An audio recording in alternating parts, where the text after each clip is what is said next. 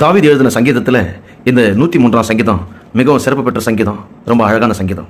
என் ஆத்துமாவே கர்த்தரை ஸ்தோத்திரி என்று தொடங்குகிற இந்த சங்கீதம் என் ஆத்துமாவே கர்த்தரை ஸ்தோத்திரி என்று தான் முடிகிறது. இந்த சங்கீதத்தில் அவருக்கு பயப்படுறவர்கள் மேலே அவருடைய கிருபை எப்படி இருக்குன்னு இந்த இடத்துல சொல்லப்பட்டிருக்கு. பூமிக்கு வானம் எவ்வளோ உயரமாக இருக்கிறதோ அவருக்கு பயப்படுகிறவர் மேல் அவருடைய கிருபையும் அவ்வளோ பெரிதாக இருக்கிறதுன்னு இந்த சங்கீதம் 11ஆம் வசனத்தில் நம்ம பார்க்கலாம்.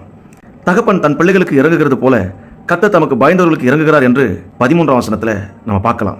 கர்த்தருடைய கிருபையோ அவருக்கு பயந்தவர்கள் மேலும் அவருடைய நீதி அவருக்கு பயந்த அவருடைய பிள்ளைகளுடைய பிள்ளைகள் மேலும் அனாதியா என்றென்றைக்கும் உள்ளது என்று இந்த 17ஆம் வசனத்தில் பார்க்கலாம். அப்ப பாருங்க, இந்த 3 இடத்துல கடவுளுக்கு பயப்படுறவங்க மேல கடவுளுடைய கிருபை எவ்வளவு பெரிதா இருக்குன்னு பாருங்க. கடவுளுக்கு பயப்படுகிறவர்களுக்கு கடவுள் இறங்குகிறார் என்று சொல்லப்பட்டிருக்கிறது. 11ஆம் வசனமும் 17ஆம் வசனமும் அவருக்கு பயப்படுகிறவர் மேல கிருபை இருக்கு.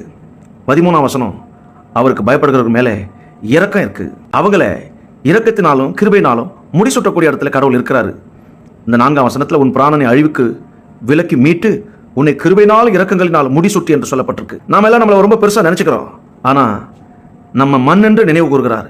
இந்த சங்கீதத்துல தான் நம்முடைய உருவம் இன்னதென்று அவர் அறிவார்.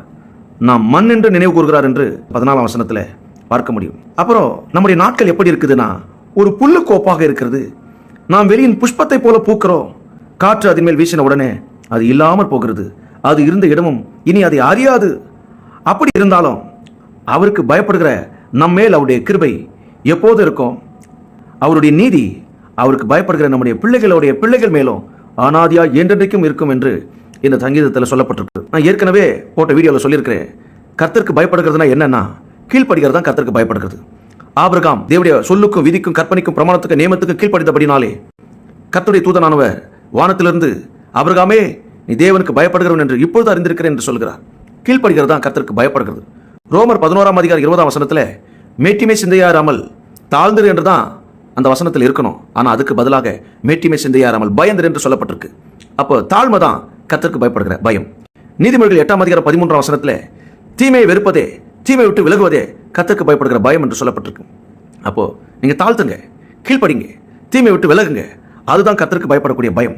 அப்படி நீங்க பயந்தீங்கன்னா பூமிக்கு வானம் எவ்வளவு உயரமா இருக்கிறதோ அவருக்கு பயப்படுகிற உங்கள் மேல் அவருடைய கிருபை அவ்வளவு பெரிதாக இருக்கும். தகப்பன் தன் பிள்ளைகளுக்கு இறங்குகிறது போல அவருக்கு பயப்படுகிற உங்களுக்கு கர்த்தர் எப்போதும் இறங்குவார்.